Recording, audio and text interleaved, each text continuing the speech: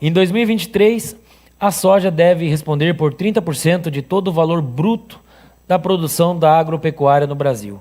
Segundo as estimativas divulgadas pelo Ministério da Agricultura e Pecuária, a produção de soja deve ser responsável por movimentar sozinha 368,8 bilhões até o fim do ano.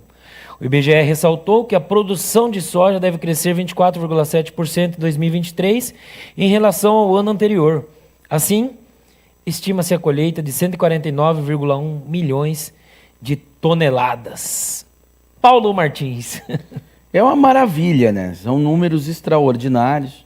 Essa ascensão da cultura de soja, ela foi muito positiva, inclusive ativou áreas no Brasil que antes nem tinha produção de praticamente nada, sul da Bahia, hoje o Mato Grosso tem toda essa importância, a gente está aqui por conta disso ainda, enfim, e há muito mais a crescer. Veja, todos esses números, todas essas boas notícias, elas ainda se dão num contexto em que não é o ideal. Poderia ser muito melhor. Há ainda muita insegurança jurídica no Brasil quanto à garantia de propriedade.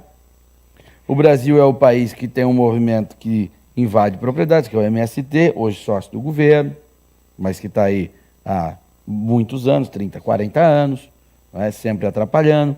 Há vários estados que ainda têm seríssimos problemas de regularização fundiária, títulos precários, que são fundamentais, a garantia da propriedade é fundamental para um produtor ele investir seu tempo, seu recurso na terra, conseguir financiamento. Então, há muito a crescer ainda. Né? Exato, a questão da oferta de crédito. Hoje você tem a situação de plano safra e tal, mas ainda um tanto dependente muito de política de governo, o que poderia vir a ser atendido pelo mercado se a gente tivesse uma política de diversificação das fontes das instituições financeiras no mercado de crédito. Hoje você não tem, e também da situação de garantias. A Câmara aprovou um marco de garantias que vai melhorar muito, o Congresso aprovou. Mas você ainda tem 85% do crédito no Brasil concentrado nas mãos de 5 instituições. Eu, como deputado, apresentei projeto à época para permitir que qualquer pessoa com capital próprio pudesse emprestar dinheiro, abrir uma empresa chamada Empresa Simples de Crédito. E isso ia fazer com que se pulverizasse milhões de novos players e os grandes bancos teriam que ficar concentrados nos grandes negócios, porque eles não teriam a agilidade para concorrer com o crédito do dia a dia. Então isso ia sobrar dinheiro para investimentos como no setor agropecuário, na infraestrutura, numa série de coisas. Então esse pessoal são heróis, porque com todas essas adversidades conseguem atingir esses números, trazer esse resultado e praticamente levar o Brasil nas costas, que a produção agropecuária no Brasil está representando, o agronegócio, de forma geral, representando cerca de 30% do produto interno bruto. Em 1980, a indústria representava 30% do produto interno bruto, o agro menos de 9%.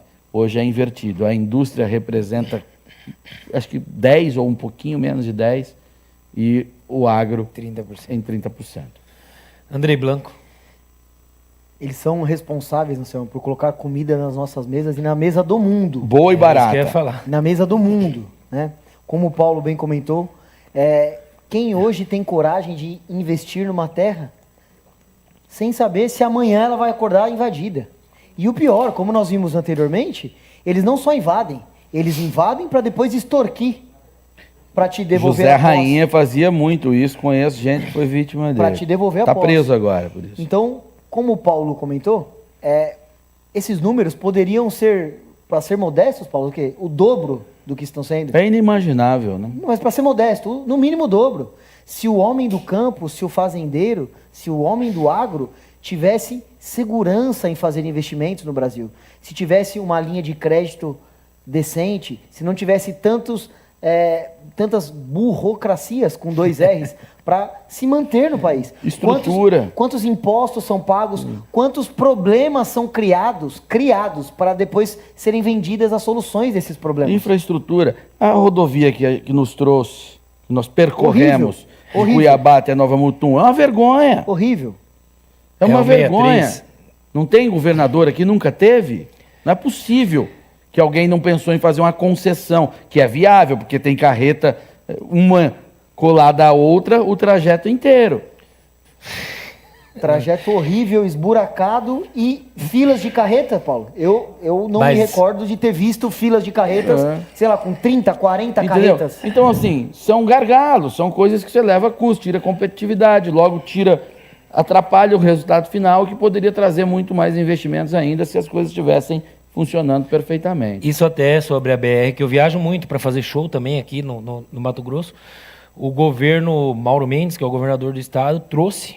O estado vai investir agora na duplicação da BR-163, por causa do... Estava tudo parado. E ele mandou, correu atrás, e agora, quanto tempo tem, Manuel? Uns 20 dias? Que assinou e veio, e o governo do estado agora que vai tomar conta da BR-163. Mas já foi feita uma licitação, tem uma ordem de serviço, a Isso, máquina vai para a pista? É isso, né? Não, a gente não tem, mas eu Ou sei ele que foi retomou assinado. uma concessão, né? Uma estrada que era uma BR, para ele fazer agora. É o início, tem que desenrolar. Parabéns ao governador pela coragem, por tentar enfrentar Mas o depois problema. de tanto tempo, né? É. Mas é um governo mais recente, né? Porque Mas depois de tanto tempo para solucionar o problema da essa estrada. situação teve um problema que o PT fez uma concessão mal feita e vagabunda, como ele sempre faz, Manoel ia falar assim, só para enganar as pessoas, com aquele pedágio baratinho e tal. Uma empresa sem capacidade de tocar a pista, uma obra daquela envergadura, entrou no canteiro, não entregou nada e sentou no contrato e ajuizou e trouxe insegurança. E isso causou um atraso inteiro. Mas são os pormenores da coisa. E né? até não mas foi. Mas é exemplos. incrível que em 2023 a gente tem que debater isso. Mas são só exemplos de como o agro podia estar... Os números são impressionantes. 368 sim. bi. Você repetiu ainda 3 vezes. Bilhões. Eu falei bi para o pessoal entender que é bilhões. E a gente... O petista que está assistindo a gente, 1 bilhão são mil milhões, viu? E só para concluir, Fala, fica à vontade. o Brasil, Anselmo, é inquebrável. E o Brasil é inquebrável por conta do agro. Porque se fosse possível quebrar esse país, ele já teria quebrado lá em 2008. Rapaz, você não subestima o PT, não. O agro não deixa quebrar. Quem assinou essa liberação foi o Bolsonaro. Foi uma transferência de concessão de trecho da BR-163 para o governo do estado de Mato Grosso, o governo Mauro Mendes, que assumirá as obras de duplicação da rodovia. E quem assinou essa transferência não foi agora. Agora teve que sair. Foi o governo Bolsonaro que fez isso lá atrás, junto com o governo Mauro Mendes. A gente que viaja, a gente fica muito triste. Hoje nós ficamos parados ali, eu fiquei parado base de 40, 50 minutos. Mas a gente vê a esperança ali na frente, que se Deus quiser vai dar certo.